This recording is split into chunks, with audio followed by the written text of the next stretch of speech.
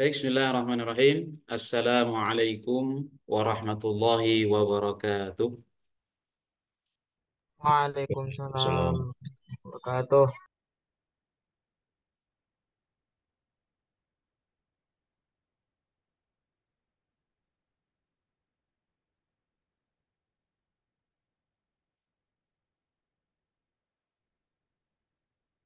Alhamdulillah, alhamdulillahilladzi lam yazal fil afaqi ayatuh wassalatu wassalamu alal muntashiri fil kauni risalatuh sayyidina wa maulana Muhammadinil marjuwi syafa'atuh wa ala alihi wa ashabihi wa man ilaihi mutaba'atuh.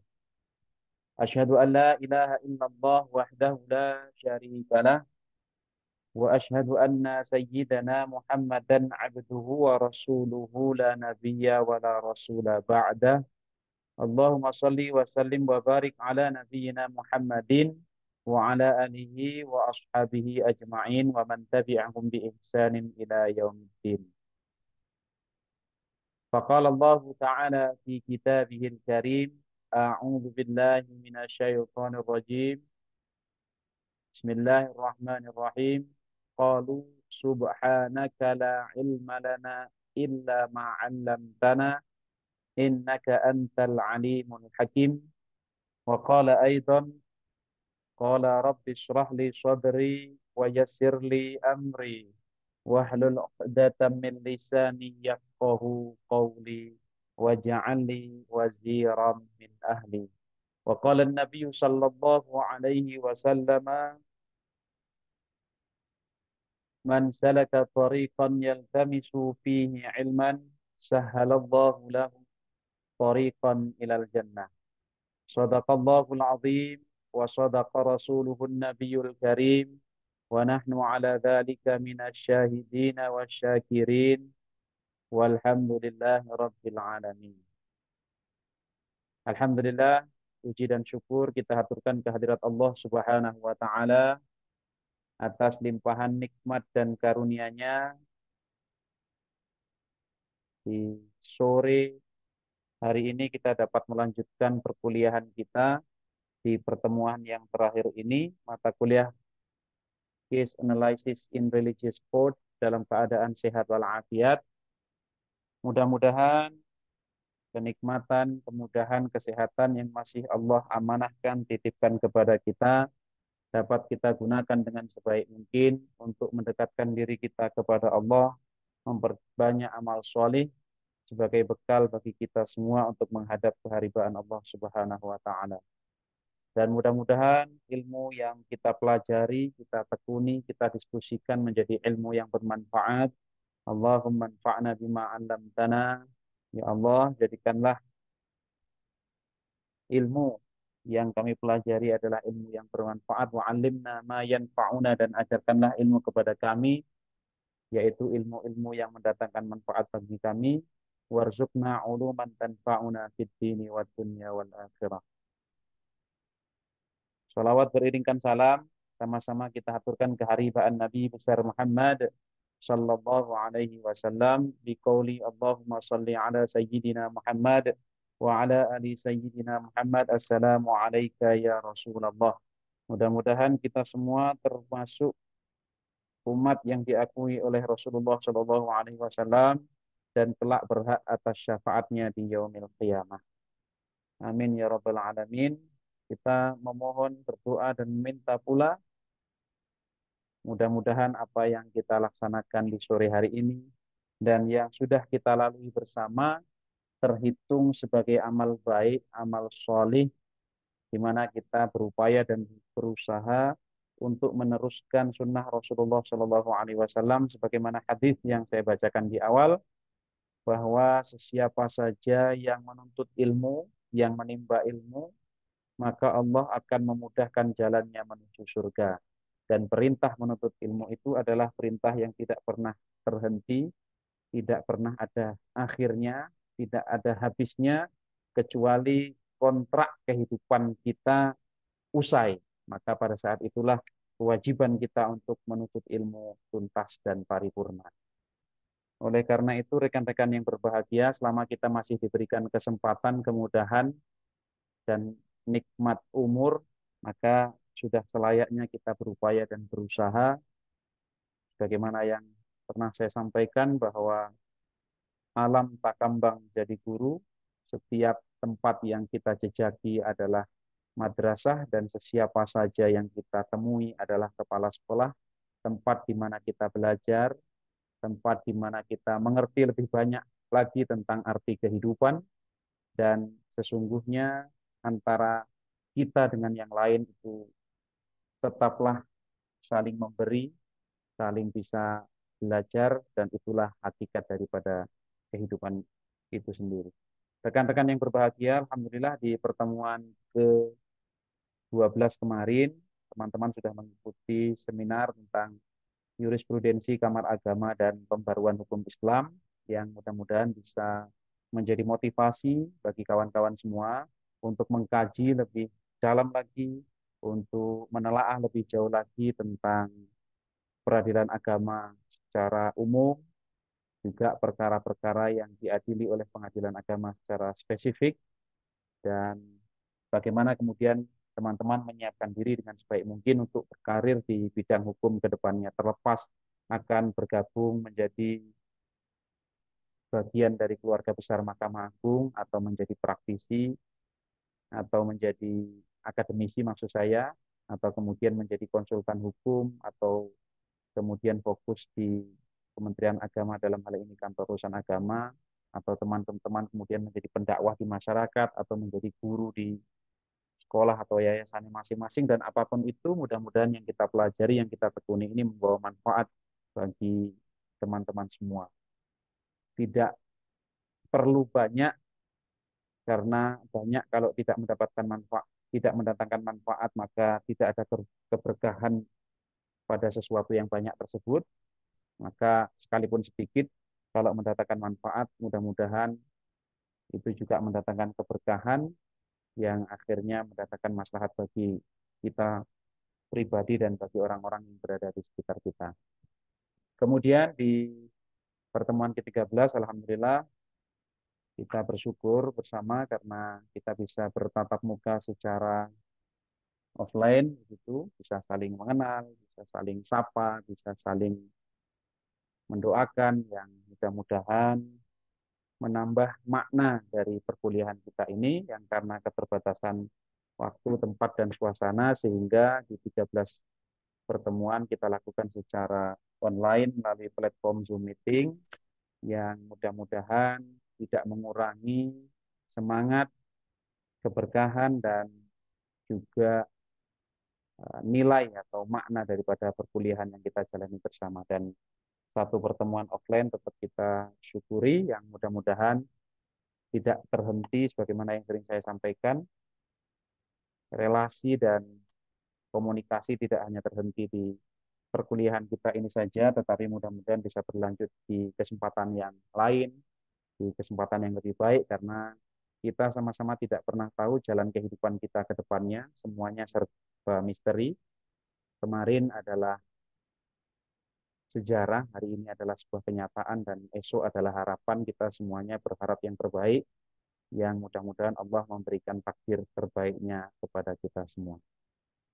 Rekan-rekan yang berbahagia, di pertemuan ini kita akan membahas tentang eksekusi putusan pengadilan, yang kemudian nanti dilanjutkan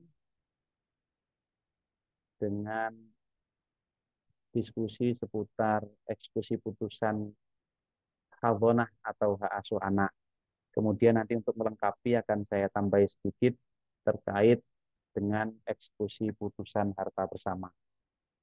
Sebagai pengantar, sebelum saya persilahkan Mas Rifki untuk presentasi terkait dengan eksekusi putusan, dan Mas Ahlan untuk presentasi terkait dengan eksekusi putusan hadonah atau hak asuh anak, saya berikan pengantar bahwa rekan-rekan semua, yang namanya eksekusi itu adalah upaya paksa yang dilakukan oleh pengadilan berdasarkan permohonan dari pemohon eksekusi. Jadi sederhananya ketika sebuah putusan itu sudah berkekuatan hukum tetap, kemudian di putusan tersebut ada amar kondemnatur, yaitu amar yang sifatnya menghukum, misalnya menghukum tergugat untuk menyerahkan anak yang berada dalam penguasaan tergugat kepada penggugat. Karena di amar sebelumnya sudah ditetapkan bahwa anak tersebut oleh pengadilan ditetapkan dalam asuhan penggugat. Sementara senyatanya anak saat ini dikuasai tergugat, maka kemudian di amar berikutnya menghukum tergugat atau siapa saja yang menguasai anak untuk menyerahkan anak tersebut kepada penggugat. Setelah diputus, kemudian 14 hari kemudian tidak ada upaya hukum sehingga putusannya inkrah atau berkekuatan hukum tetap. Pada prinsipnya tergugat harus menjalankan isi putusan tersebut secara sukarela. Namun, bila sudah inkrah atau BHT kemudian tidak dijalankan secara sukarela, maka pemohon, maksudnya penggugat, memiliki hak untuk mengajukan permohonan eksekusi ke pengadilan. Sehingga nantinya penggugat tersebut menjadi pemohon eksekusi dan tergugat statusnya menjadi atau kedudukannya sebagai termohon eksekusi. Sehingga dasar eksekusi itu adalah permohonan dari pihak. Jadi pengadilan tidak boleh berinisiatif atau proaktif mencermati putusan-putusannya, kemudian mengidentifikasi dari putusan tersebut mana yang sudah dilakukan oleh pihak yang kalah dan mana yang belum, karena belum kemudian pengadilan proaktif atau bersikap aktif untuk mengeksekusi putusan, maka itu tidak dibenarkan. Jadi dasar eksekusi putusan itu pertama-tama adalah permohonan dari pemohon eksekusi, kemudian setelah ada permohonan tersebut, pengadilan pengadilan dalam hal ini ketua pengadilan akan mempelajari permohonan tersebut, apakah sesuai dengan putusan yang dimaksud, kemudian apakah dalam putusan tersebut betul ada amar kondemnaturnya atau penghukumannya, kemudian apakah betul bahwa putusan tersebut sudah berkekuatan hukum tetap, karena tidak ada upaya hukum banding maupun kasasi atau misalnya peninjauan kembali. Kemudian apakah pihak yang mengajukan permohonan eksekusi tersebut sudah melakukan pelunasan atau pembayaran biaya panjat dan sebagainya, itu diteliti, baru kemudian nanti dilakukan proses unmanning terlebih dahulu. Jadi jurusita pengadilan nanti akan memanggil pemohon eksekusi, memanggil termohon eksekusi yang biasanya juga dihadiri oleh pemohon eksekusi untuk melaksanakan sidang unmanning. Jadi unmanning itu intinya menegur atau memberi peringatan kepada pihak yang kalah untuk melakukan isi putusan secara sukarela. Jadi teman-teman semua ini perlu kita pahami bersama, eksekusi itu tidak ujuk-ujuk ada permohonan kemudian dieksekusi, tidak. Tapi ada proses atau tahapan yang harus dilalui, yang salah satu tahapan pentingnya adalah sidang unmanning bagi teguran peringatan. Jadi ketika termohon eksekusi dipanggil pengadilan, dia diingatkan karena bisa jadi orang tidak melakukan isi putusan secara sukarela itu karena bisa jadi lupa, karena belum sempat, atau karena ada penyebab lain. Nah, disitulah fungsi pengadilan menjembatani, berikan teguran, kemudian kalau ada kendala, diberikan solusi, dan seterusnya. Setelah dilakukan sidang unmanning, 8 hari setelah sidang unmanning tersebut, apabila termohon sudah melakukan kewajibannya, melaksanakan apa yang dicantumkan dalam amar putusan dimaksud, maka selesailah. Berarti tidak perlu dilakukan upaya paksa atau eksekusi. Tapi kalau sampai jangka waktu 8 hari tersebut tetap sama, tetap ngotot, tidak mau melaksanakan, maka selanjutnya akan dilakukan proses eksekusi. Jadi intinya eksekusi itu ada tahapannya dan berangkatnya dari permohonan pihak tadi, tidak boleh pengadilan ujuk-ujuk mengeksekusi. Kemudian tahapannya juga harus dipenuhi dan intinya eksekusi itu adalah upaya paksa atas putusan yang sudah berkekuatan hukum tetap, atas permohonan para pihak, tetapi bukan semata-mata atas permohonan itu.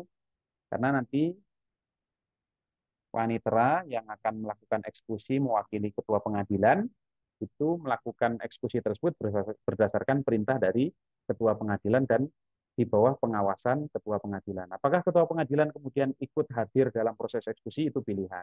Bisa diwakilkan, bisa ikut hadir, atau bisa meninjau jarak jauh begitu. Tapi ketika ada masalah-masalah tentu saja kembali ke ketua pengadilan karena itu memang wilayahnya atau tanggung jawabnya ketua pengadilan. Jadi teman-teman semua, di pengadilan itu biasa kita kenal istilah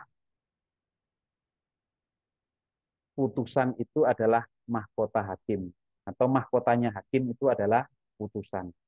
Nah, sementara eksekusi itu adalah mahkotanya ketua pengadilan. Jadi kalau saya sebagai hakim yang belum menjabat sebagai ketua ataupun wakil, maka mahkota saya itu adalah putusan yang saya jatuhkan. Sementara kalau ketua pengadilan, selain juga dia mahkotanya adalah putusan, karena ketua juga memiliki kewajiban untuk bersidang, tapi biasanya kalau konteksnya ketua pengadilan, mahkotanya itu adalah eksekusi putusan. Sehingga ketika eksekusi putusan bisa dilakukan dengan baik, tidak ada hambatan, kendalanya bisa teratasi, kemudian dituntaskan seluruh permohonan eksekusinya, maka berarti bisa dikatakan ya, ketua pengadilan tersebut telah menjalankan fungsinya dengan baik dan dia menjaga mahkota yang semestinya disematkan padanya, yaitu eksekusi putusan tersebut. Kemudian nanti kalau jurusita, mahkotanya adalah relas panggilan.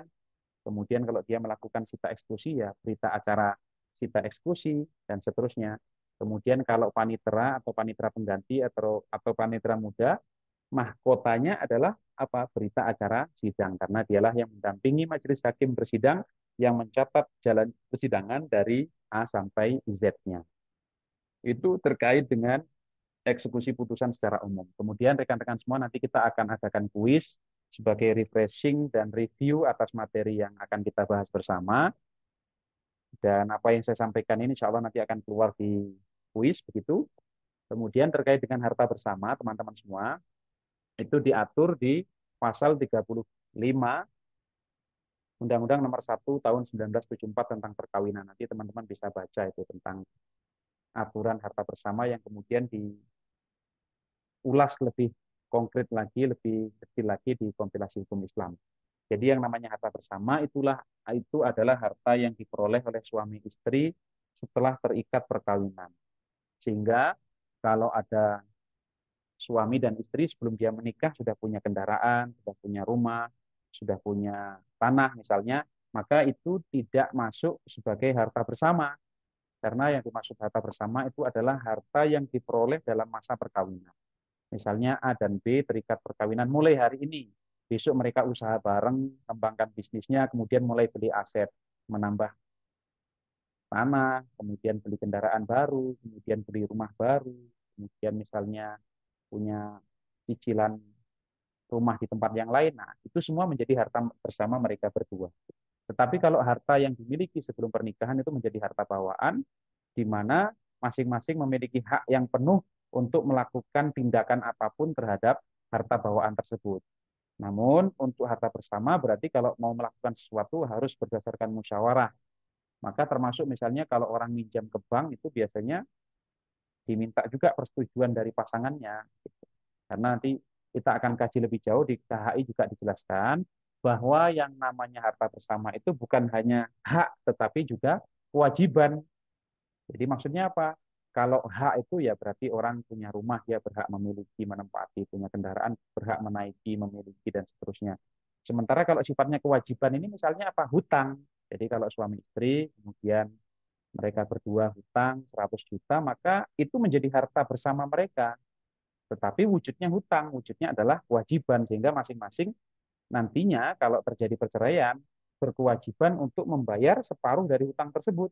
Misalnya hutangnya 100 juta, baru dibayar 50 juta, terjadi perceraian. Berarti nanti suaminya masih berkewajiban untuk membayar hutang tersebut separuhnya, separuh dari sisa. Karena dari 100 sudah dibayar 50, berarti sisanya 50. Artinya suami berkewajiban untuk membayar 25 jutanya dan istri juga berkewajiban untuk membayar 25 jutanya. Maka dikenal dalam konteks harta bersama itu ada istilah harta aktif dan harta pasif atau biasa orang menyebut aset aktiva dan pasifa. Aktiva artinya yang aktif dimiliki sementara pasifa itu sifatnya adalah hutang. Itu terkait dengan harta bersama. Kemudian teman-teman semua, harta bersama itu nanti kalau dia masuk sengketa di pengadilan kemudian diputus, dan wujudnya berupa rumah misalnya itu menjadi dinamis dalam proses pembagiannya. Karena kalau orang misalnya beli perumahan di satu perumahan kemudian 2 unit sekaligus dan kebetulan ukurannya sama, modelnya sama, luas tanahnya sama, kemudian terjadi sengketa ya sederhana sekali kan membaginya kalau kemudian diputus oleh pengadilan masing-masing berhak atas separuh dari harta bersama ya berarti si mantan suami dapat unit A, kemudian mantan istri dapat unit yang B yang bersebelahan tersebut. Tapi problemnya adalah ketika rumahnya hanya satu, bagaimana membaginya? Apakah mantan suami dapat halaman depan dan ruang tamu, kemudian mantan istri dapat dapur, kamar mandi, dan bagian belakang misalnya? Ya tentu saja yang demikian belum tentu berkeadilan, atau yang mantan suami dapat bagian kanan, yang mantan istri dapat bagian kiri, atau kalau rumahnya 2 tingkat, si suami dapat lantai 1, si istri lantai 2, terus nanti tanahnya seperti apa dan lain sebagainya. Maka teman semua, dalam hal harta bersama, biasanya kalau berwujud kendaraan atau rumah atau tanah, itu biasanya amar putusannya menghukum tergugat misalnya untuk menyerahkan separuh bagian harta bersama yang atau begini maksudnya. Jadi ditetapkan dulu harta bersamanya adalah A dan B dan seterusnya, kemudian menghukum tergugat untuk menyerahkan separuh dari harta bersama tersebut kepada penggugat karena senyatanya objek sengketa tersebut dikuasai oleh tergugat. Sehingga setelah ditetapkan itu sebagai harta bersama, tergugat dihukum. Inilah namanya amar kondemnatur. Ada penghukuman yang menghukum tergugat untuk menyerahkan separuh dari harta bersama yang sudah ditetapkan tersebut kepada penggugat. Dan apabila tidak dapat dilakukan pembagian tanah, rumah, dan lain sebagainya secara natural, secara alamiah, tidak bisa dibagi dua begini karena tidak mendatangkan keadilan, atau misalnya dipotong rumahnya ya justru malah nggak bisa ditempati, artinya malah justru kehilangan nilai manfaat.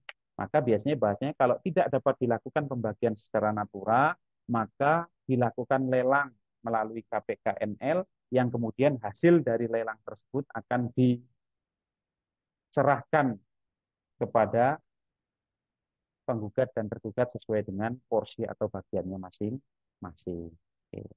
Bisa juga begini, misalnya suami istri bercerai, kemudian ya sekali lagi kita ambil contoh yang sederhana aja, punya satu rumah, kemudian suaminya merasa berat kalau rumahnya ini dijual, dia tetap ingin menempati rumah tersebut karena merasa ada perjuangan hidup yang luar biasa di sana, dia ingin mempertahankan memori-memori yang dia bangun selama ini dan seterusnya, kemudian ada hal-hal yang memang dia tidak bisa meninggalkan rumah tersebut, ya bisa kompensasi namanya. Misalnya kemudian ditaksir rumah tersebut harganya 200 juta. Nah, kalau si mantan suami tetap ingin memiliki rumah tersebut, berarti dia harus membayar separuhnya kepada, jadi ditaksir 200 juta, berarti kalau dia tetap ingin menempati dan memiliki rumah tersebut, dia tinggal bayar 100 juta ke istrinya. Nah, kalau sudah dibayar, berarti rumah itu sekarang sudah menjadi milik suami dan istri sudah tidak berhak lagi untuk menuntut apapun karena sudah diberikan kompensasi. Kira-kira begitu.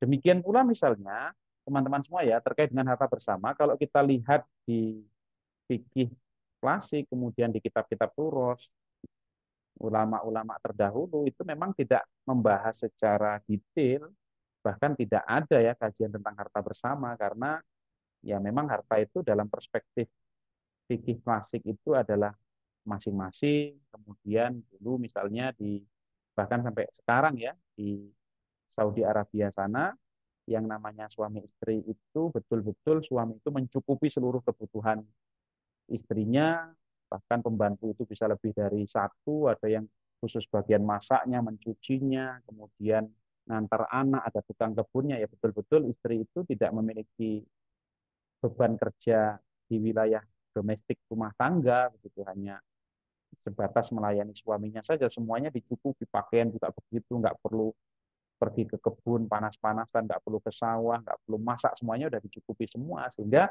ketika terjadi perceraian, ya tidak ada lagi harta bersama, begitu.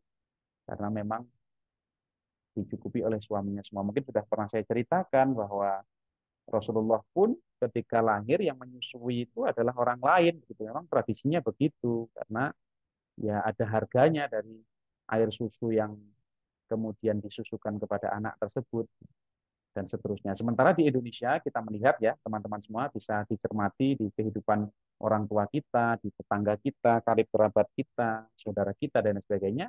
Yang namanya berkeluarga itu betul-betul berfungsi masing-masing berkontribusi yang proporsional dalam kehidupan rumah tangganya. Kalau misalnya suami yang bekerja ya istrinya yang kemudian mengurusi urusan rumah tangganya mulai dari masak, menyiapkan baju, kemudian ngurus anak, belum lagi mengandung, melahirkan, menyusui, kemudian kaitannya dengan manajemen keuangan keluarga dan seterusnya. Atau misalnya suami istri sama-sama bekerja, ya berarti keduanya sama-sama bergerak di bidang sama-sama berkarir maksudnya dan kemudian sama-sama berfungsi untuk mengurus anak, gantian antar jemput anak, itu berbagi tugas dan lain sebagainya ya.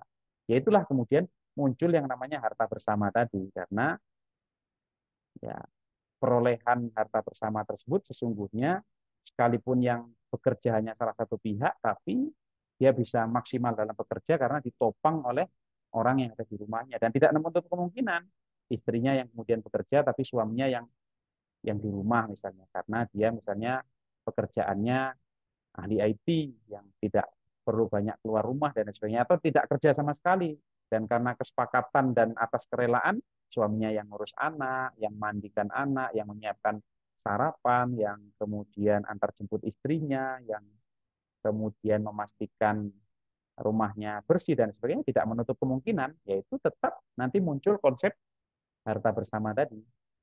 Dan kita lihat di kampung-kampung, saya misalnya di Lampung itu biasa yang namanya istri perempuan itu juga ikut kebun, metik kopi, kemudian yang kebun kopi yang sudah yang rumputnya sudah meninggi, kemudian mupuk, kemudian jemur kopi dan lain sebagainya. Artinya sharing, ada kontribusi masing-masing di sana yang sepadan, yang akhirnya muncullah konsep harta bersama. Harta yang didapat selama pernikahan itu kalau terjadi perceraian maka dibagi, norma dasarnya adalah 50-50, 50-50. Tapi dalam prosesnya Mahkamah Agung juga tidak saklek begitu ya, karena tidak selamanya yang 50-50 itu mendatangkan keadilan. Bisa jadi suaminya sudah serius, maksimal, dia melayani istrinya dengan baik, membelanjakan apa kepentingan istrinya, tapi istrinya misalnya kurang amanah, sering hutang, tanpa konfirmasi ke suami, dan akhirnya yang ditagih suami.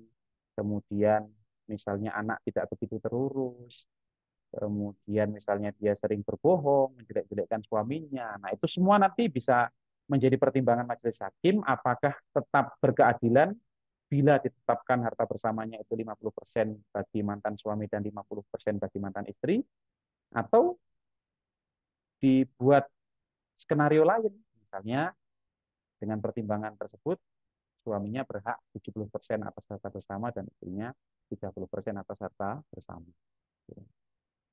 Kemudian yang berikutnya terkait dengan harta bersama ini juga menarik, misalnya kalau suami istri kemudian ikut acara.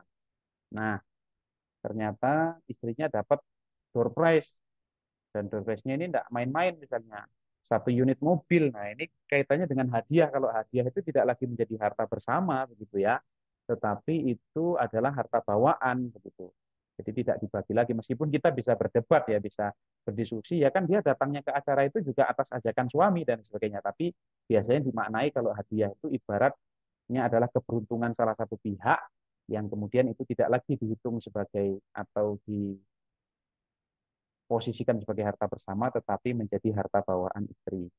Atau misalnya sang suaminya dalam proses pernikahan yang sudah berjalan 10 tahun tiba-tiba dia dapat warisan dari keluarganya misalnya. Ayahnya meninggal kemudian meninggalkan warisan dibagi kemudian dia dapat 100 juta misalnya. Nah, harta warisan itu berarti ya murni miliknya dia pribadi, tidak diperhitungkan sebagai harta bersama, tapi harta pribadinya atau harta bisa disebut juga dengan harta bawaan suami, kira-kira begitu. Nah, itu kurang lebih dinamika tentang harta bersama dan nanti teknis eksekusinya juga sebagaimana yang saya jelaskan di awal. Dan yang terakhir, sebagai pengantar saja terkait dengan eksekusi hak asuh anak atau hawdonah, tentu saja teman-teman semua ya, yang namanya anak itu bukan sebagaimana benda mati yang bisa dipindahkan begitu saja, yang tidak bisa diajak komunikasi yang tidak teriak ketika disakiti, tentu saja berbeda ya, karena anak juga dia sebagaimana orang dewasa juga bisa komunikasi sesuai dengan kadar atau kemudian kemampuan daya pikirnya, yang juga dia punya rasa, punya perasaan, dan seterusnya, sehingga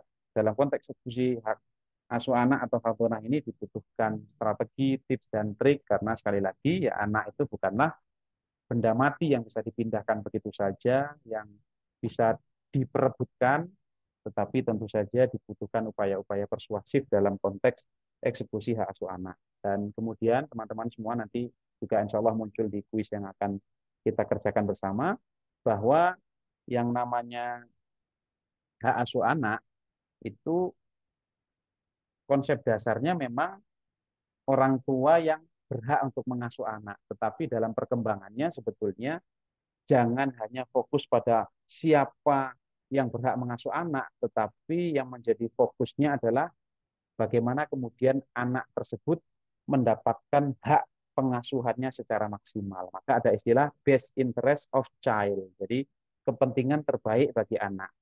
Jadi bukan kemudian siapa yang paling berhak, tapi siapa di antara bapak dan ibunya itu yang paling mampu mewujudkan kepentingan terbaik bagi anak. Prinsip dasarnya anak yang belum memayis, atau kalau dalam KHI itu dibahasakan di pasal 105 itu, atau belum berusia 12 tahun, itu prinsipnya ikut ibunya sepanjang ibunya belum menikah.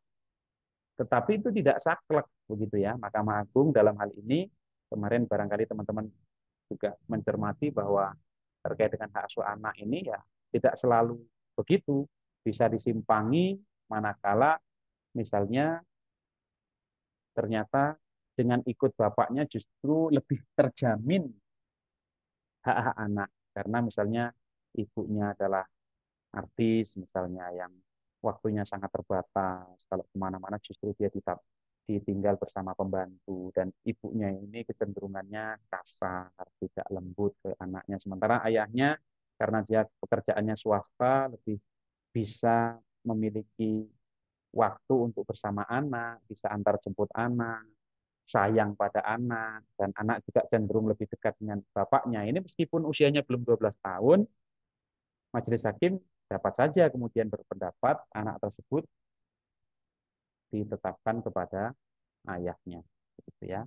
Itu terkait dengan hak asuh anak. Dan selanjutnya saya persilahkan, ingat waktu juga ya, ke Mas Riki untuk presentasi. Silakan.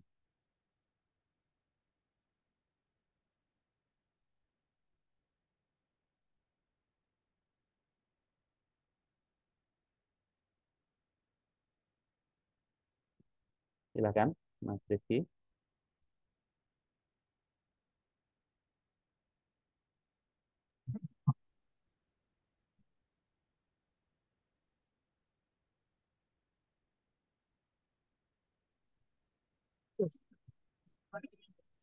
Sudah terlihat Ustaz? Baik, ya, silakan.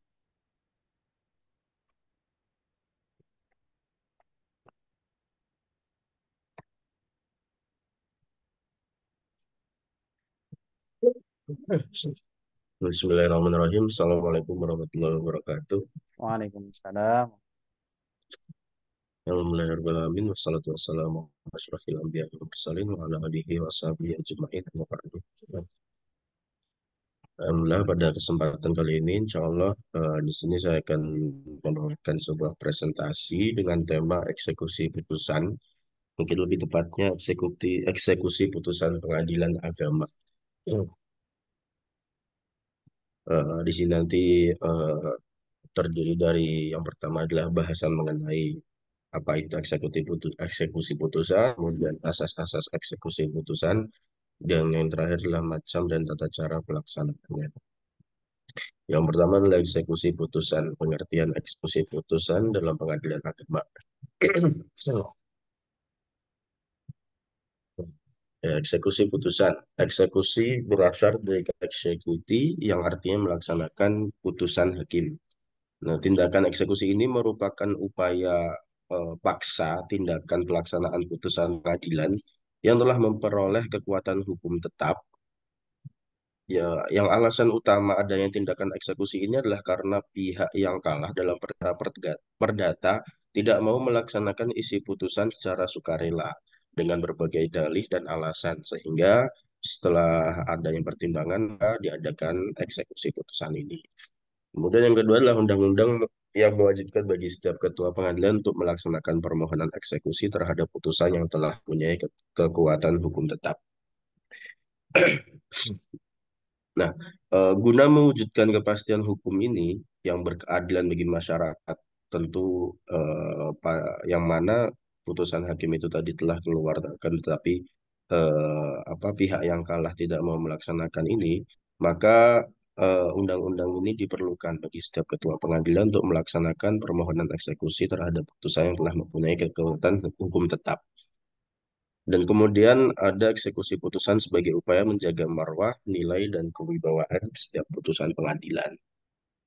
Ya tentu dengan tujuan agar tidak meredupnya kepercayaan dari masyarakat dari pengadilan itu sendiri gitu. Maka tindakan ini upayakan untuk meningkatkan kualitas pelayanan hukum kepada masyarakat. Kemudian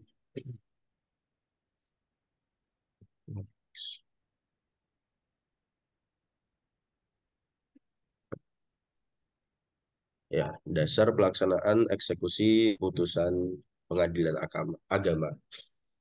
Di sini diatur dari ada pasal 195 sampai pasal 208, dan pasal 224 HIR, kemudian ada pasal 206 sampai pasal 240 dan pasal 258 RBG, kemudian pasal 225 HR atau pasal 259 RBG, yaitu tentang aturan eksekusi untuk melakukan suatu perbuatan hukum tertentu. Kemudian pasal HR atau pasal 191 RBG mengatur pelaksanaan putusan secara serta-merta with forbar Bijvrat. Untuk pelaksanaannya harus merujuk pada ketentuan SEMA nomor 3 tahun 2000 dan SEMA nomor 4 tahun 2001, yakni ketua pengadilan harus memperoleh izin dari KPT atau KPTA atau KMA. Kemudian ketentuan eksekusi berkaitan dengan Undang-Undang Nomor 4 Tahun 1996 tentang hak tanggungan dan Undang-Undang Nomor 42 Tahun 1999 tentang jaminan fidusia dan diatur dan dilaksanakan dengan cara yang sama. Di HIR ini merupakan ketentuan hukum acara perdata yang berlaku di wilayah Jawa dan Madura. Adapun RBG ini yaitu hukum ketentuan acara perdata yang berlaku untuk wilayah di luar Jawa dan Madura. Kemudian selanjutnya adalah membahas tentang asas-asas eksekusi putusan.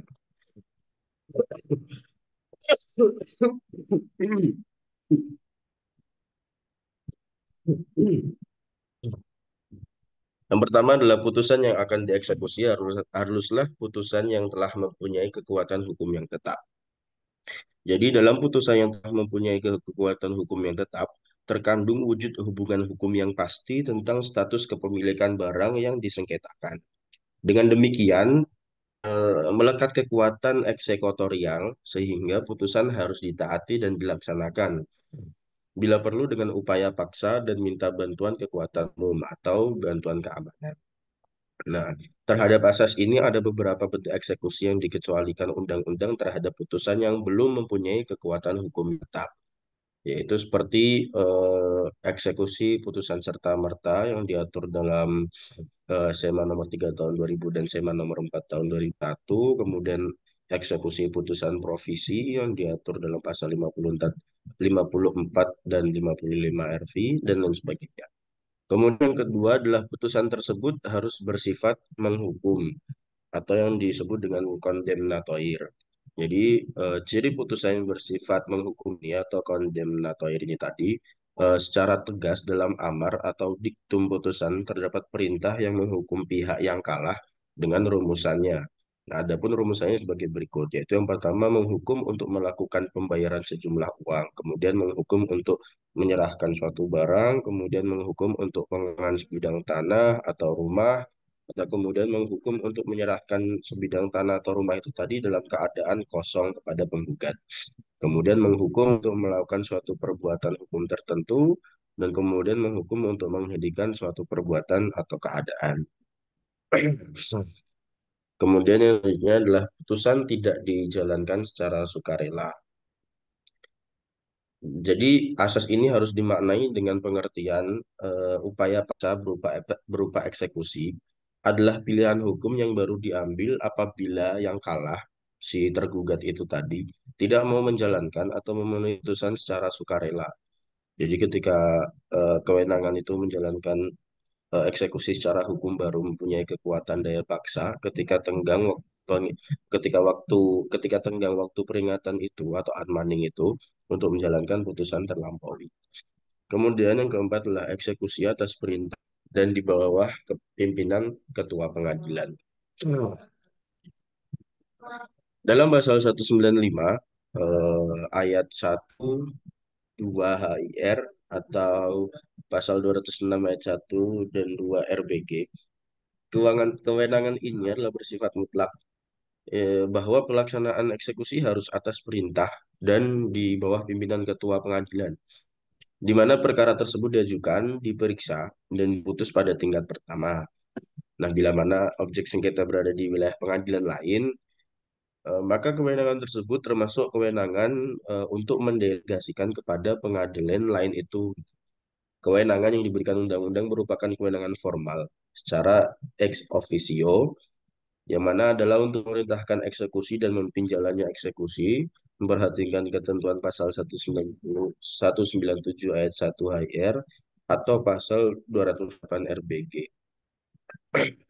Kemudian yang selanjutnya adalah eksekusi harus sesuai dengan amar putusan.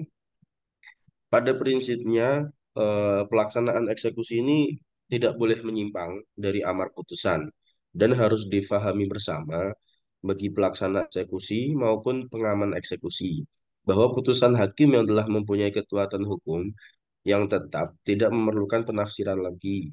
Jadi sebab bila eksekusi dilaksanakan tidak sesuai dengan amar putusan akan memberikan hak kepada tereksekusi untuk menolak pelaksanaannya. Bila pelaksanaan eksekusi telah sesuai dengan amar putusan, kemudian ada pihak yang keberatan atas pelaksanaan eksekusi tersebut, maka dia dapat mengajukan upaya hukum dan mengajukan gugatan atau melalui gugatan pemulihan hak. Jadi 5 asas ini yang perlu diperhatikan dalam pelaksanaan eksekusi putusan.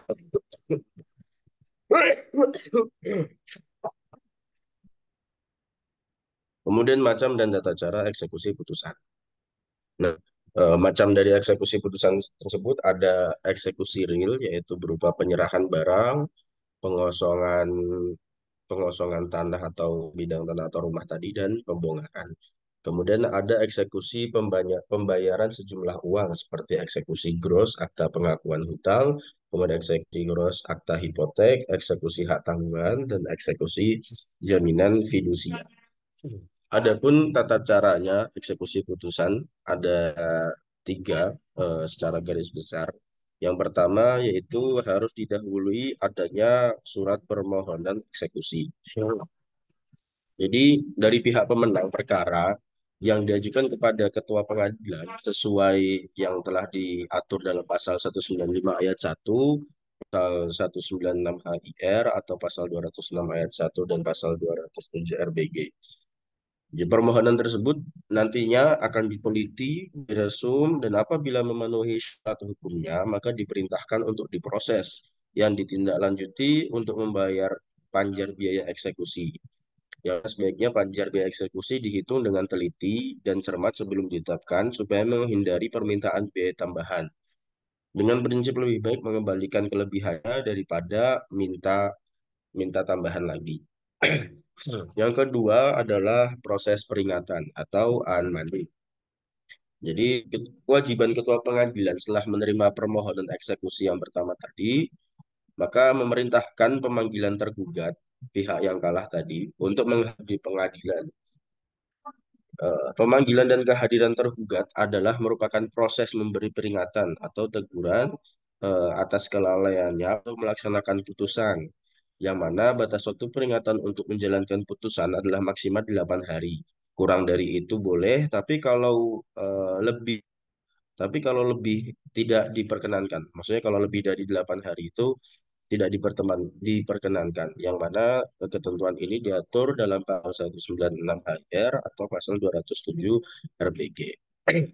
Kemudian selanjutnya ada pelaksanaan eksekusi. Jadi setelah yang pertama adalah pengajuan surat permohonan, kemudian melalui proses peringatan kepada pihak tergugat atau yang kalah, dan yang terakhir adalah pelaksanaan eksekusi.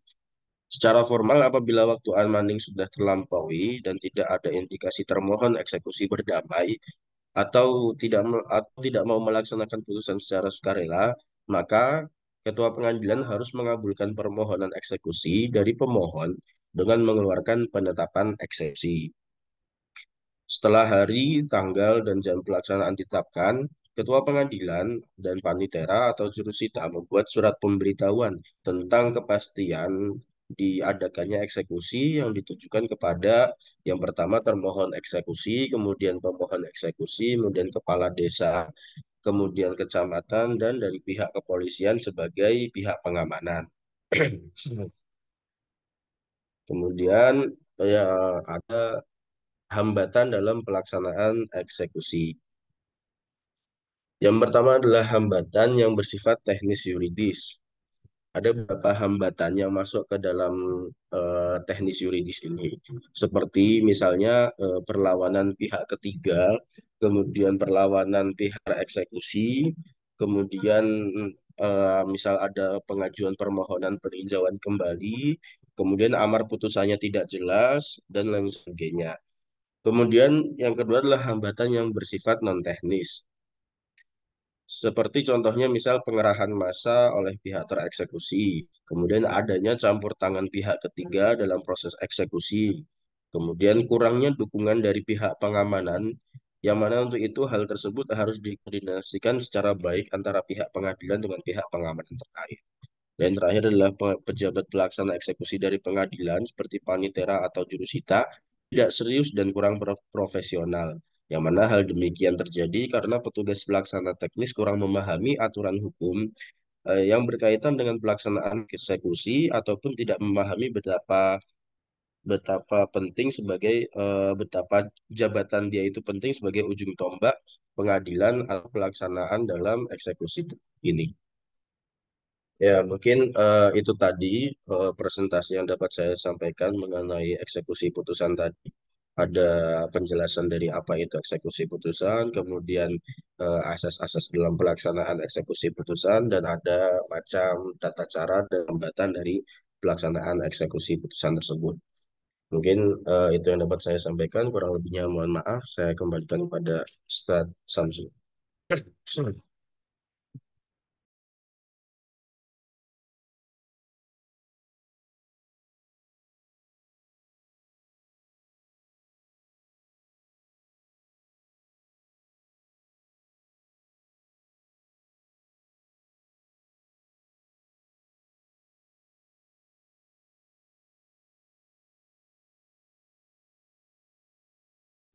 Afwan Ustadz, suara antum masih di mute. Baik, silakan kalau ada yang bertanya. Sudah terdengar ya suara saya ya? Baik, sambil kita menunggu pertanyaan dari kawan-kawan semua, ada beberapa hal yang saya catat. Pertama, bahwa presentasinya bagus, sudah cover banyak hal dan komprehensif, kemudian aturan-aturannya sudah disebut, dieksplorasi dengan maksimal, kemudian termasuk tadi hambatan eksekusi, baik secara teknis yuridis maupun aspek lainnya, kemudian pengamanan dalam eksekusi juga sudah dibahas. Jadi tadi betul bahwa eksekusi itu terhadap putusan yang sudah berkekuatan hukum tetap. Jadi kalau ada permohonan eksekusi, maka ketua pengadilan pertama-tama harus melihat dulu apakah putusannya betul sudah berkekuatan hukum tetap. Kalau betul berkekuatan hukum tetap ya bisa dilanjutkan proses berikutnya. Tapi kalau belum ya dipending dulu eksekusinya, gitu ya. Karena bisa jadi perkaranya masih banding, belum diputus atau masih kasasi dan lain sebagainya.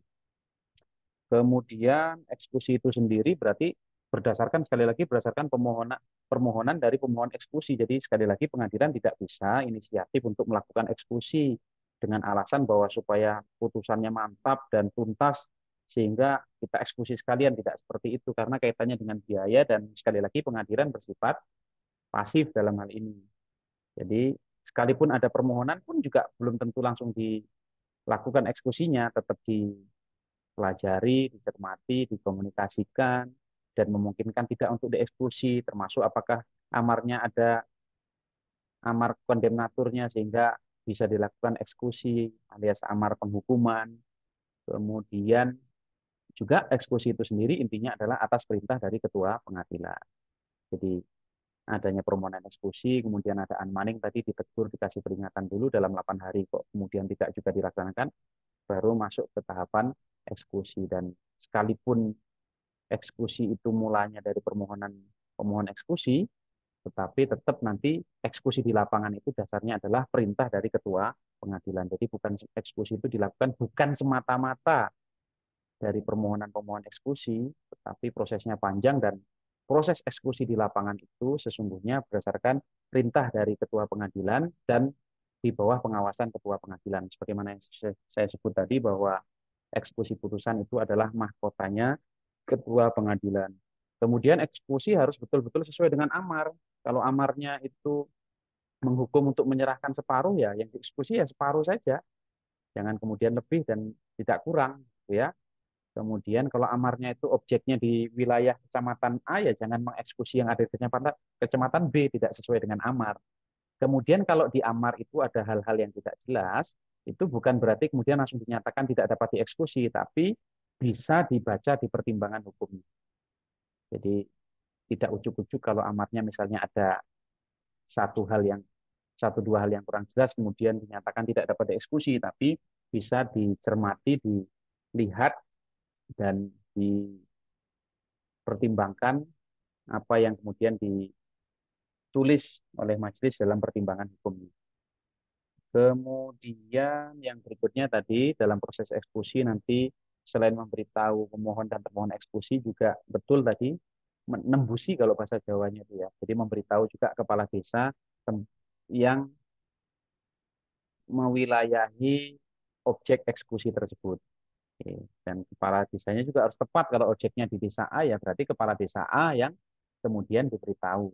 Jadi nanti kita minta bantuan dari aparat desa untuk ikut serta dalam proses eksekusi tersebut karena biasanya ya pihak desa itu yang lebih tahu. Kemudian kalau ada hal-hal yang perlu diklarifikasi bisa minta informasi ke kepala desa atau pihak desa. Kemudian kalau ada masalah ya pihak desa mestinya bisa ikut meredam dan menenangkan situasi dan suasana. Dan terkait dengan kepala desa ini tidak saklek ya, artinya menyesuaikan. Kalau dia berada di kelurahan berarti ya kepada lurah. Kalau di tempat tertentu misalnya penyebutannya bukan kepala desa ya menyesuaikan. Seperti saya di Lampung itu namanya Pratin, gitu ya. Karena penyebutan desanya dengan istilah Pekon.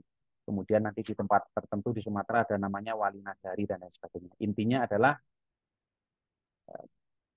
ketua atau yang mengepalai wilayah di bawah kecamatan gitu ya, intinya kan desa, kelurahan, kemudian nagari atau pekon tadi.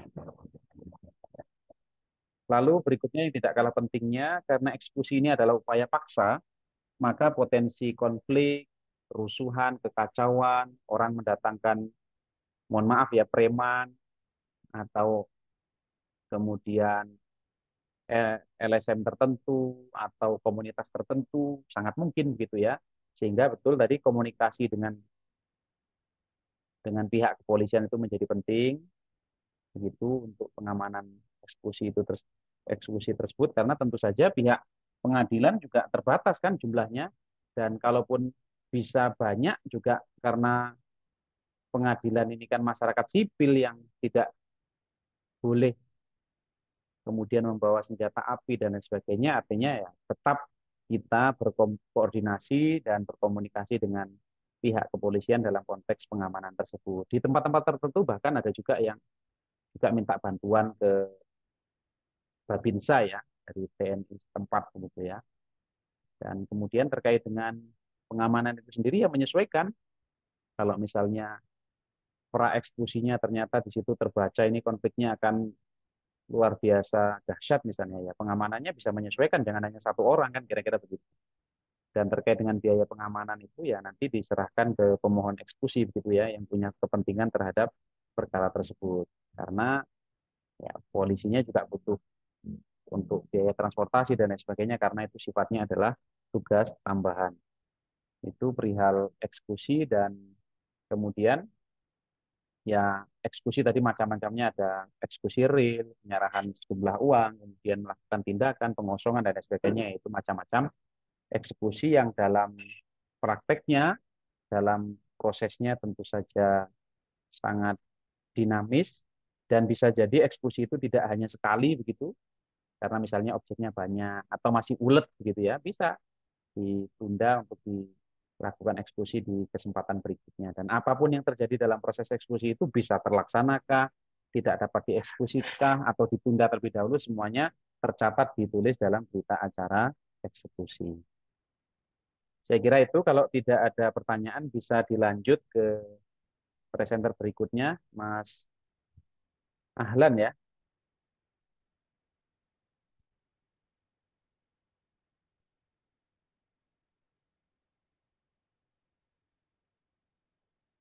Silakan Mas Ahlan Nawari. Baik, Pak.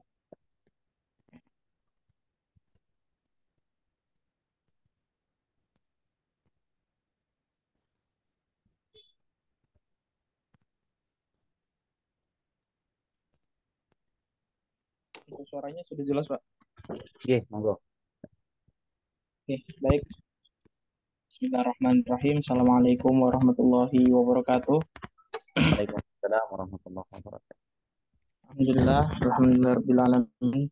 Wabihi nasta'in ala umuri dunya waddin. Wassalatu wassalamu ala asyrafil anbiya wal mursalin wa ala alihi wa sahbihi ajmain, amma ba'd.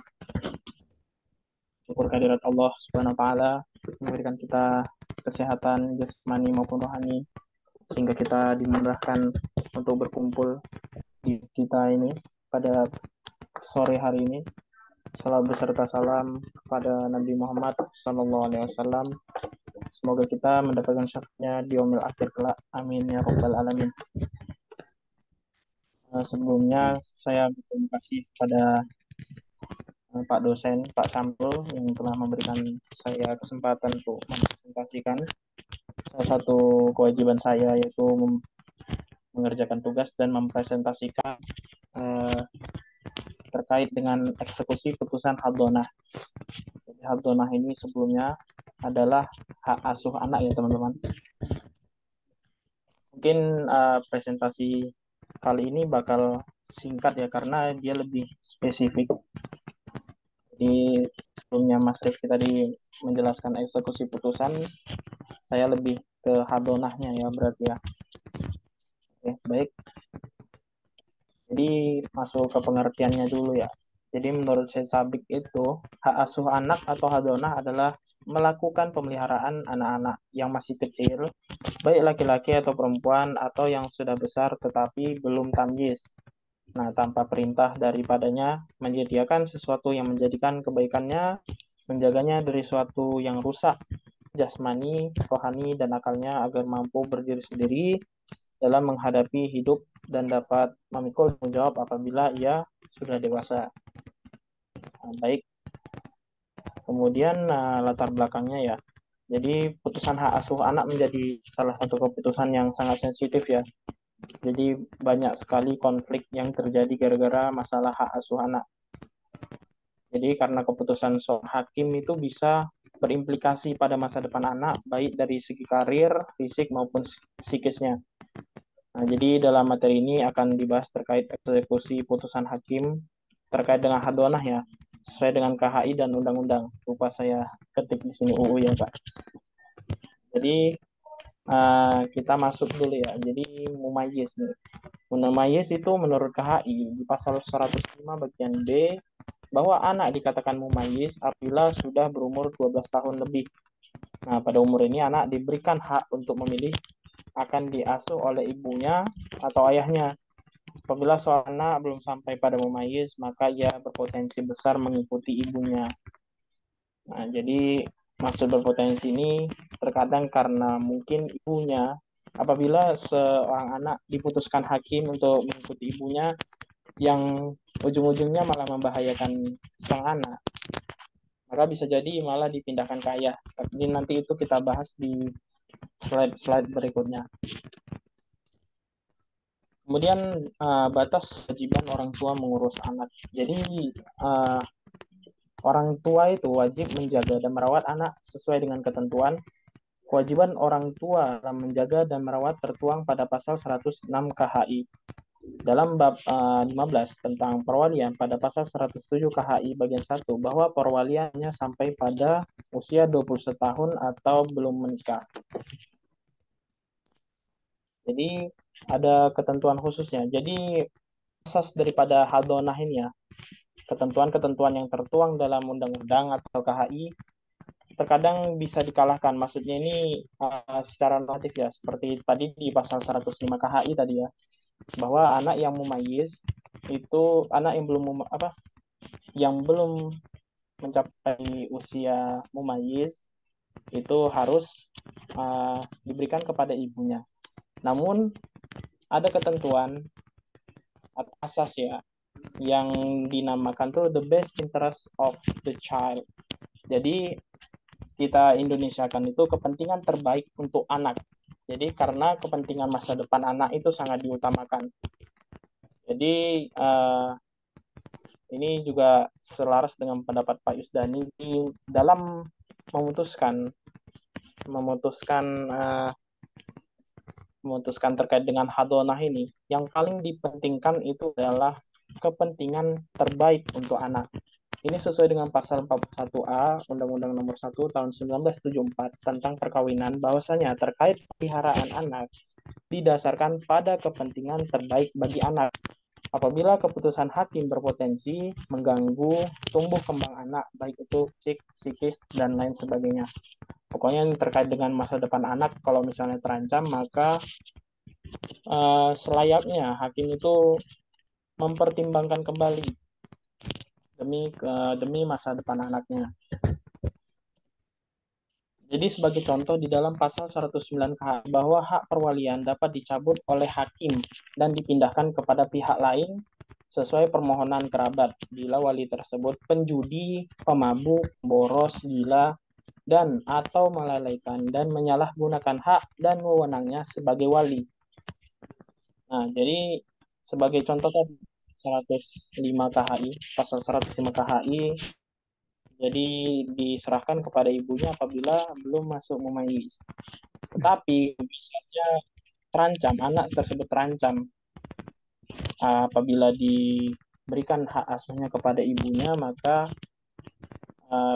bisa diajukan oleh kerabat. Jadi seperti yang disebut Pak Samsul tadi, kalau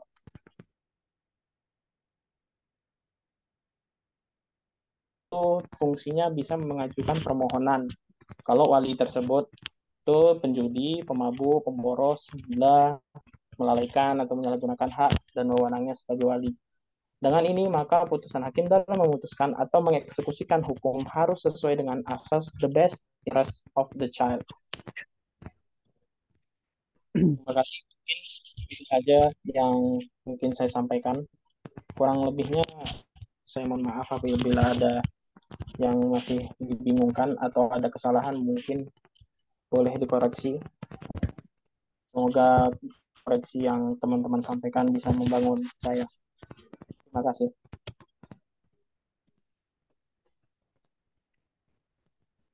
Baik, silakan teman-teman bisa melalui raise hand atau kolom chat.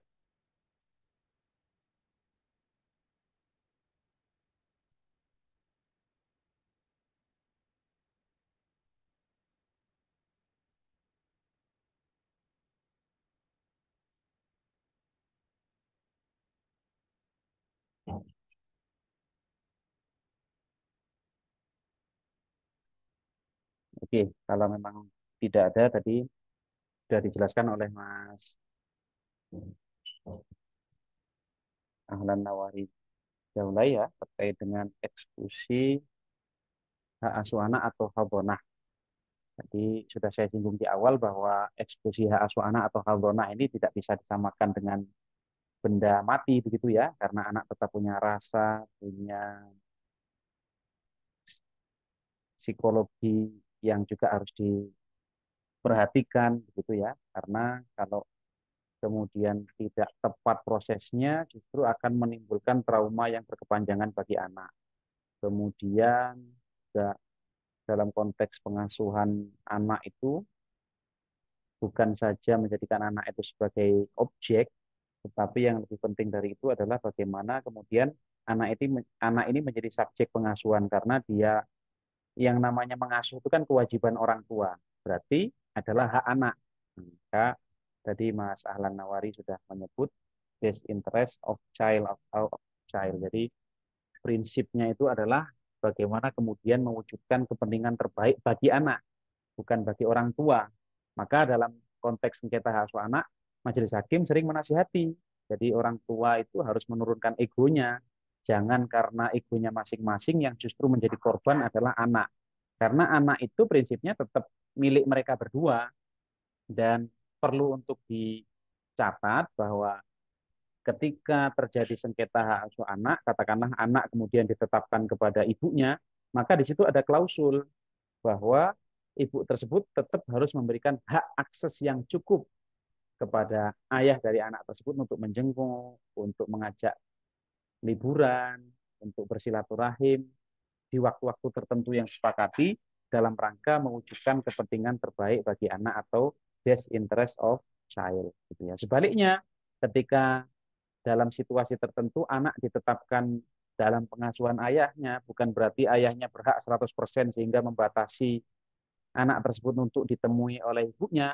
Nah, di situ ada klausul menetapkan anak atas nama ini, tanggal lahirnya sekian, di mana lahirnya berada dalam asuhan ayahnya dengan tetap memberikan hak akses kepada ibunya untuk mencurahkan kasih sayang yang cukup kepada anak tersebut. Karena pada prinsipnya ya anak itu tetap anak bersama.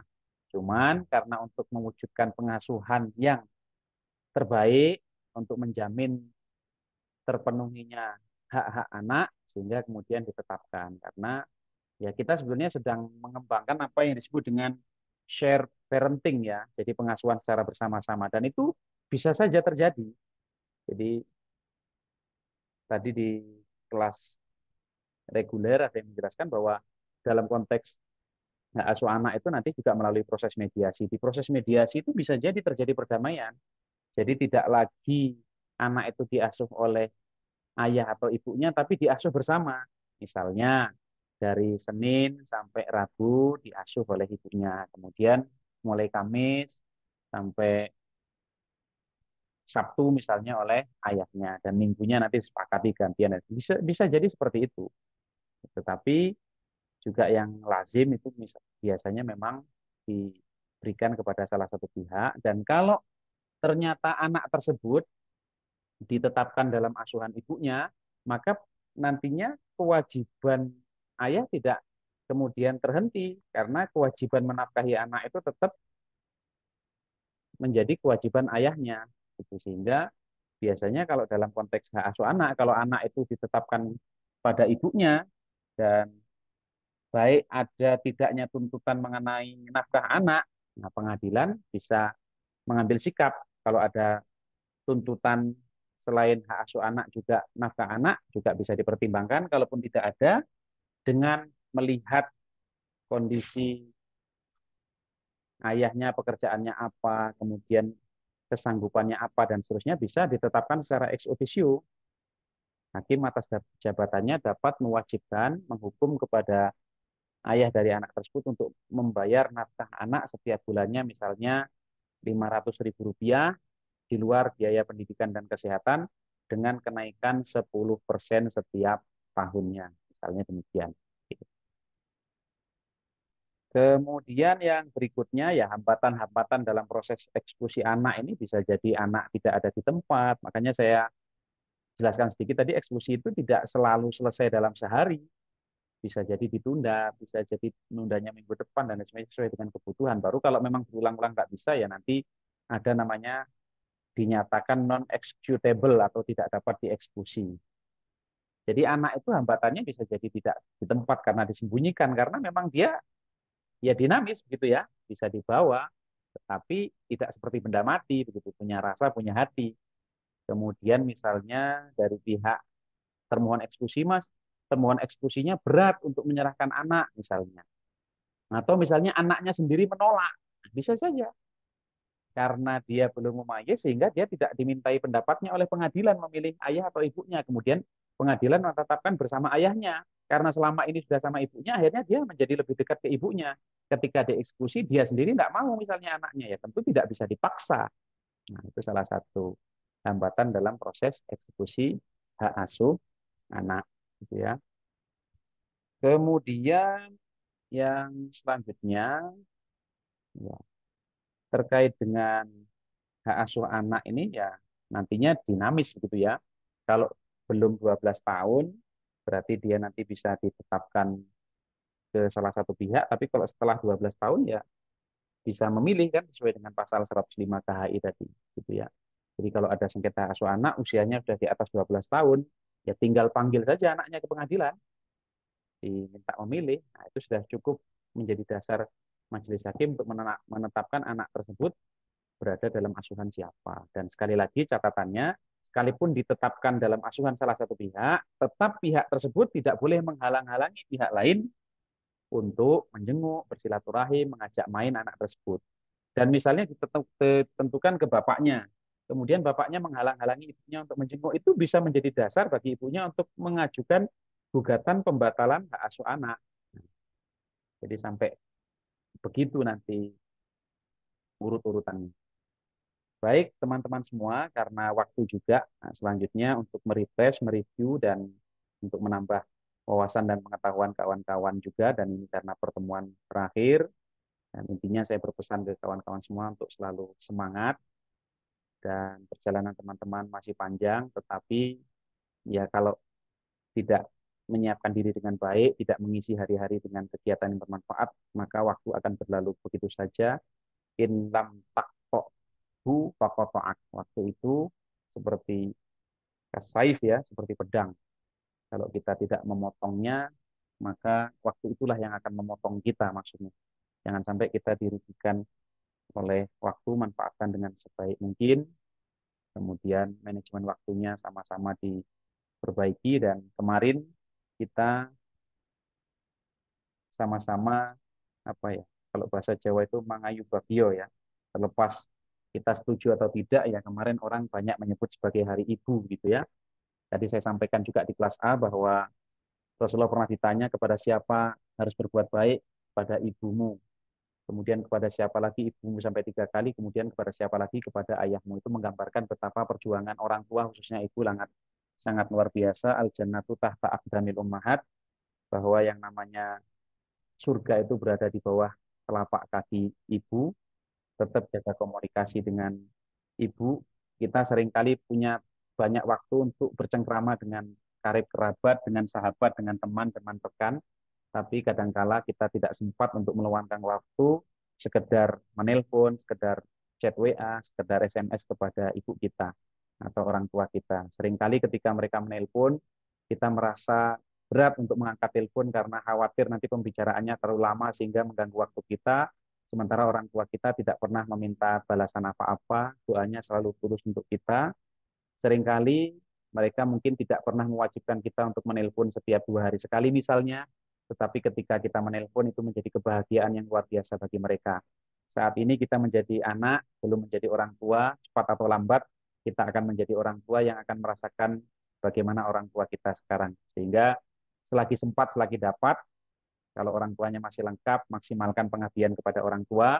Kalau memang masih tiada, sudah tiada, doakan, ziarahi makomnya, kemudian sedekah atas nama mereka. Dalam salah satu hadisnya Rasulullah pernah bersabda, sungguh celaka ya orang yang mendapati kedua orang tuanya di masa tua dan tidak menjadikannya masuk surga. Nah, ini maksudnya ridhollah fi ridhol walidain ya. Fi ridhol walidain, kalau kita kemudian bisa mendapatkan ridhonya orang tua, maka insya Allah itu menjadi syarat untuk mendapatkan ridhonya Allah dan sebaliknya. Itu sebagai pengingat dari saya, dan saya selalu teringat nasihat Ustadz Abu Somad, kalaupun kita bangunkan istana emas untuk ibu kita gendong ibu kita untuk mengelilingi Ka'bah, kemudian kita penuhi seluruh harapan dan cita-citanya, itu tidak bisa membayar pengorbanan dan perjuangan ibu kita, tidak bisa mengganti setetes darah yang keluar, mohon maaf, dari kemaluan ibu kita saat mengeluarkan kita dari gelapnya alam rahim menuju terangnya dunia. Masya Allah, mudah-mudahan kita diberikan kesempatan untuk terus berbakti kepada kedua orang tua. Baik, silahkan disiapkan untuk kuisnya ya, teman-teman. Kita sambil mereview materi. Iya Ustaz. Oke, sebentar.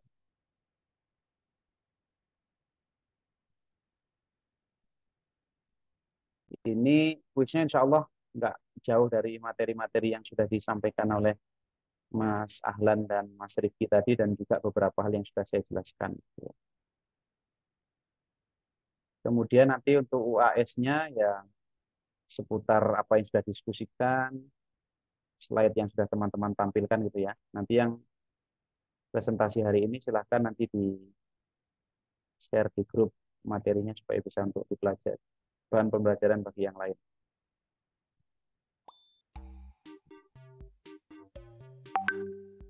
Monggo 149 6434 pinnya.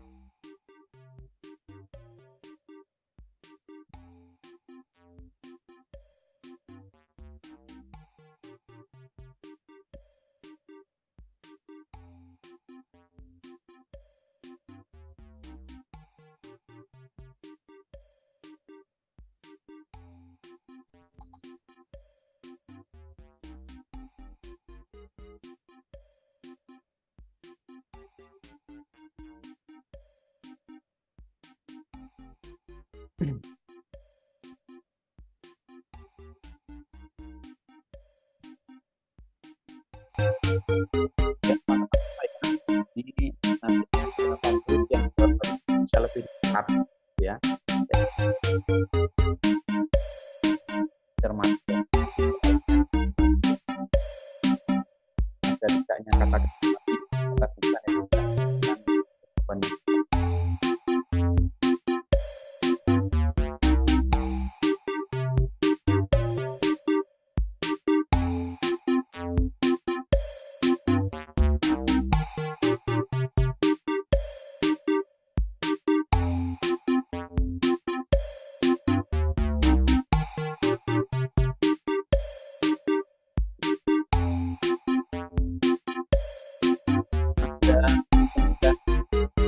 partisipan belum, berarti intinya bisa 8 orang.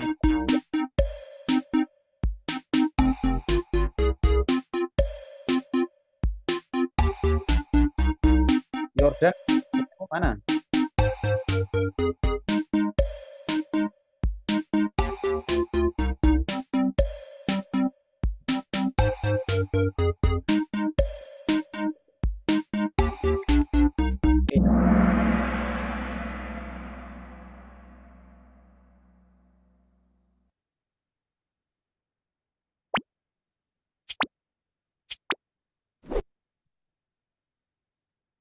Secara umum di dalam hukum acara perdata terdapat 3 macam eksekusi, yaitu jawabannya lebih dekat.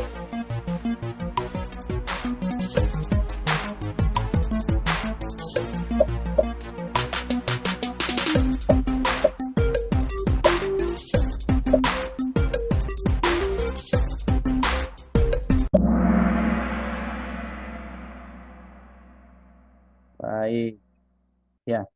Jadi secara umum itu meskipun ini berbeda, nanti bisa berbeda ya klasifikasi dan terkait dengan perbedaan pendapat ya. Tapi secara umum biasanya ini eksekusi real, jadi nyata-nyata apa yang dimaksud dalam amar dilakukan, kemudian eksekusi untuk melakukan suatu perbuatan tertentu, kemudian eksekusi pembayaran sejumlah uang, misalnya tergugat dihukum untuk melunasi hutang sejumlah 100 juta, ya berarti eksekusinya untuk melakukan pembayaran sejumlah uang.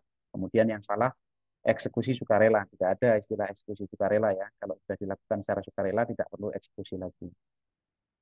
Oke. Next. Berikut ini yang bukan termasuk asas yang harus dipenuhi dalam eksekusi adalah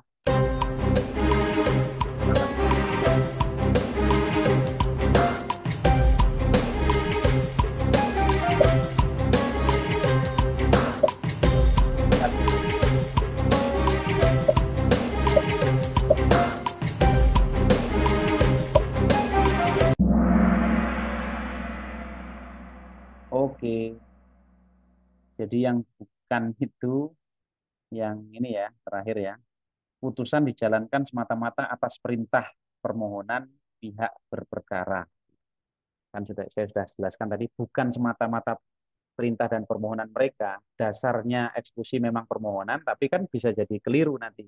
Apa yang dimohonkan dengan yang dimaksud bisa jadi berbeda, dan intinya nanti eksekusi itu dijalankan atas perintah dan atas pengawasan ketua pengadilan, bukan semata-mata perintah atau permohonan pihak berperkara.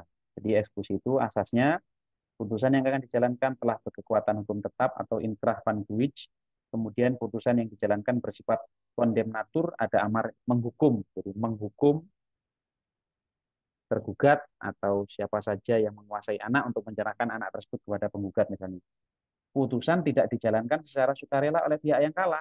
Karena kalau sudah dijalankan dengan sukarela ya tidak perlu lagi ada eksekusi. Next. Salah satu tahapan penting dalam eksekusi adalah unmanning yang artinya, tadi sudah kita ulas juga.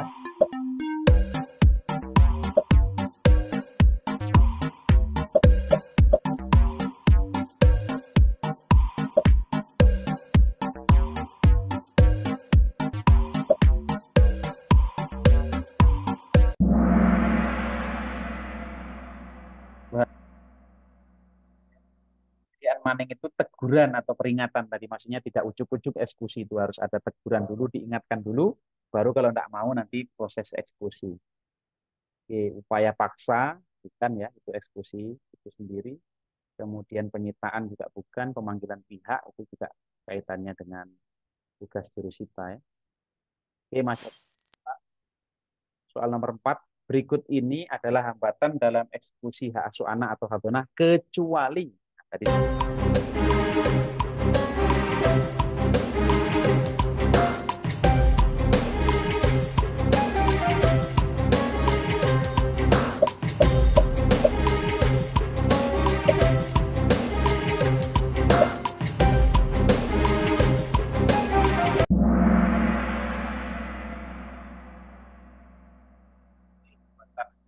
anak tadi itu kan anak tidak ada di tempat, anak menolak untuk diserahkan, anak mau ikut pemohon eksekusi tapi termohon eksekusi menolak menyerahkan juga hambatan. Berarti yang bukan termohon eksekusi dengan rela hati menyerahkan anak kepada pemohon eksekusi. Berarti ini ya lancar-lancar saja kalau begini kenyataannya. Oke, masih ada kesempatan. Soal kelima, true or false. Salah satu alternatif untuk mengatasi hambatan eksekusi hak asuh anak adalah dengan menerapkan duang som.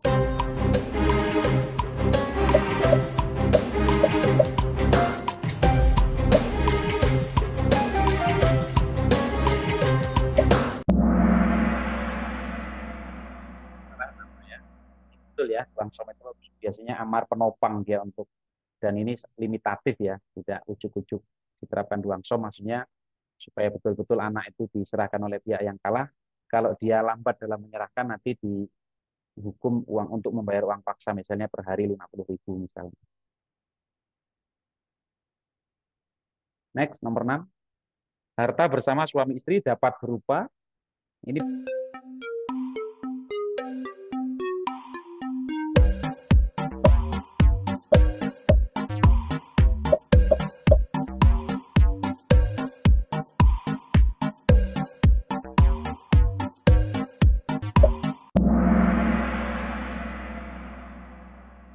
dapat berupa rumah, kendaraan, hutang. Masih ada yang jawab anak ya, mungkin karena fokusnya dianggap ada kecualinya ya. Kalau anak ini ya, ya tidak lazim dianggap disebut sebagai harta bersama ya, karena ya kalau harta bersama ini lebih yang sifatnya memang materi gitu ya. Kemudian tadi saya sudah jelaskan ada harta yang sifatnya aktif, ada yang sifatnya pasif atau pasifan. Nah, hutang ini juga termasuk harta bersama. Next, soal nomor 7, true or false. Jika rumah sebagai harta bersama tidak dapat dibagi secara natural, maka dijual lelang.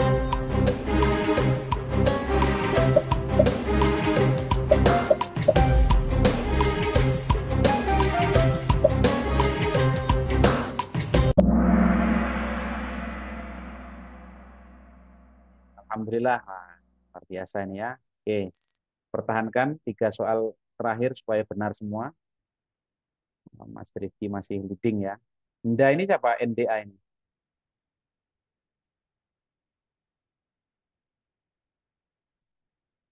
Oke, 3 soal terakhir.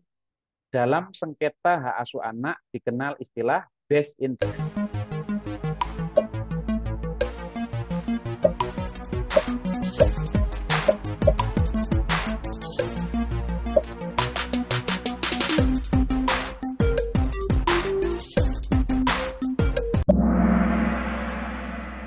Best interest of child ya.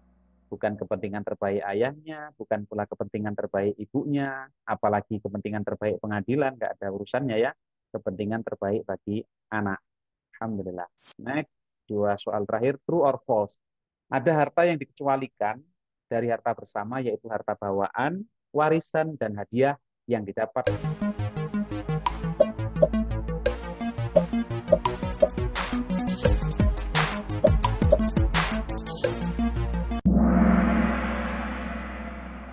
Betul ya, jadi tidak semua harta itu menjadi harta bersama. Kalau dia warisan atau hadiah atau bawaan sebelum menikah, itu menjadi harta masing-masing.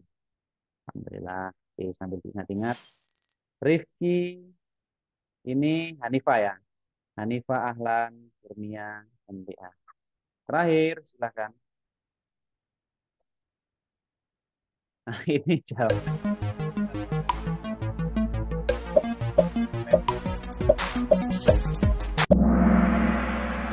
Sekali ini jawabnya. Yang jawab menikah ada 2, Sopoi. Yordan kayaknya ya. Baik. Nah, ala kulihal ya. Mestinya saya bikin jawaban yang lebih banyak lagi. Misalnya menikah dan bekerja atau bekerja dan lanjutkan studi gitu ya. Oke. Baik, yang melanjutkan studi ada 5 orang, menikah 2 orang, yang 1 berurusan. Oke. Saya doakan mudah-mudahan sesuai dengan harapan dan apa yang dicita-citakan tercapai. Oke, selamat.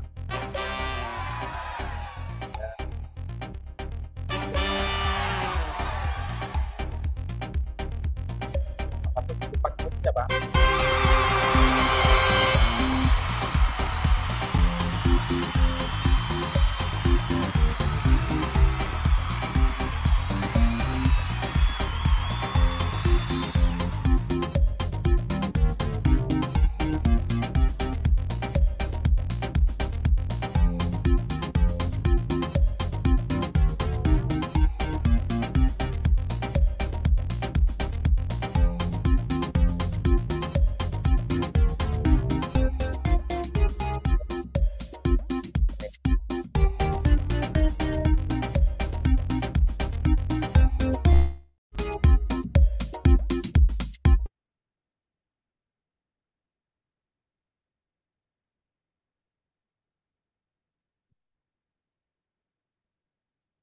Oke, baik teman-teman semua. Alhamdulillah kita sudah berada di penghujung acara ya, di puncak pertemuan kita. Mudah-mudahan teman-teman sehat, selamat untuk semua, baik-baik di Jogja, mudah-mudahan lancar studinya dan tetap semangat.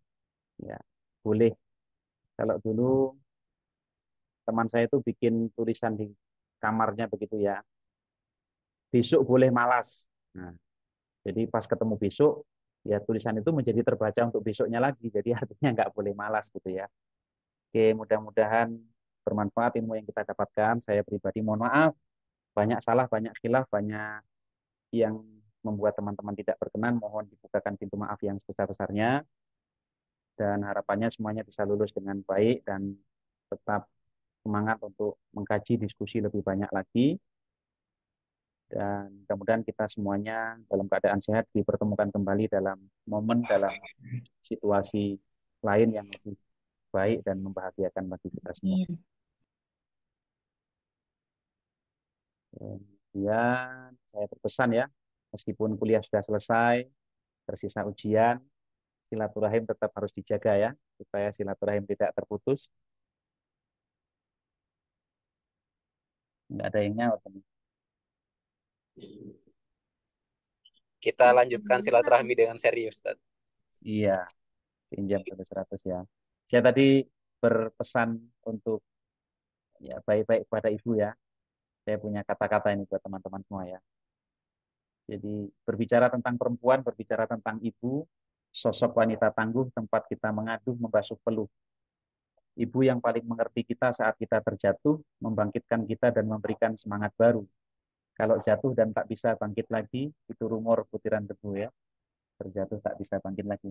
Oke, baik, di on cam semua, kita foto bersama.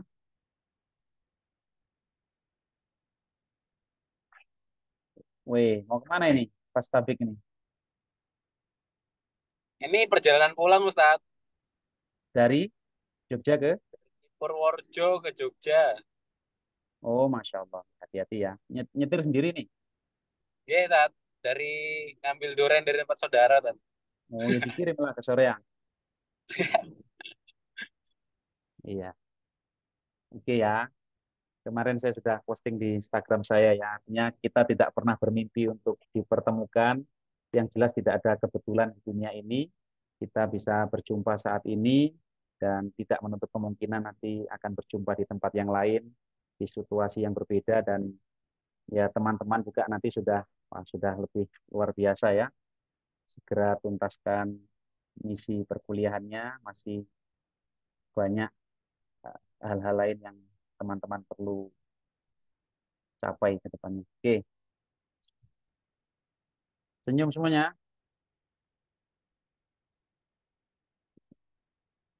Oke, saya save dulu.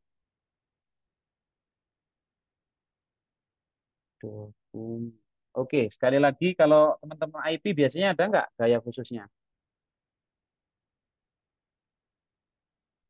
Nggak ada. Kayak Aulia, Ustaz. Gaya lain ya. Oke.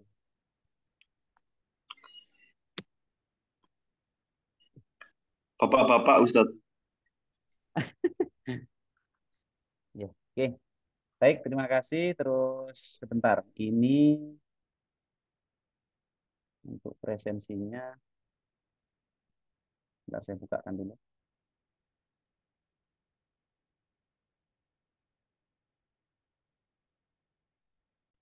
Sudah saya checklist semua sih. Yang ini berarti Ahlan, ada Yazid, Mas Yazid hadir. Berarti yang nggak kelihatan Khairiyah sama Alail ya. Zulfahmi nggak ada ya. Berarti Zulfahmi, Alail, Khairiyah ya. Silakan nanti teman-teman dicek ya yang presensinya kurang nanti bagaimana yang saya umumkan di grup lah. Karena kelasnya sedikit ya harusnya bisa maksimal bisa ikut ujian semua. Oke.